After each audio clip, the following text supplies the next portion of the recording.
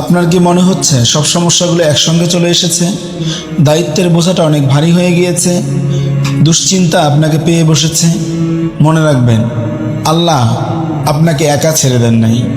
আল্লাহ আপনার সাথে রয়েছেন। আর আল্লাহ আপনাকে যে দায়িত্ব দিয়েছেন, আল্লাহ জানেন এটি আপনি পালন করতে পারবেন। আল্লাহ কোরআনের মধ্যে বলেছেন, আমি কোনো ব্যক্তিকে তার সাধ্যের বাহিরে কোনো দায়িত্ব দেই না। সূরা বাকারা 286। তাই মনে রাখবেন, আল্লাহ আপনাকে যে দায়িত্ব দিয়েছে, অবশ্যই আপনি এই দায়িত্ব পালন করতে পারবেন বিধায় আল্লাহ আপনাকে দায়িত্ব দিয়েছে। আর হতাশা, দুশ্চিন্তা যদি দূর করতে চান, তাহলে 3টি কাজ করুন। অজু করুন, 2 রাকাত নামাজ আদায় করুন, আল্লাহর কাছে প্রাণ খুলে নিজের কষ্টগুলোর কথা, নিজের দায়িত্বের ভারের কথা খুলে বলুন এবং ধৈর্য ধরে হালাল পথে চেষ্টা করুন।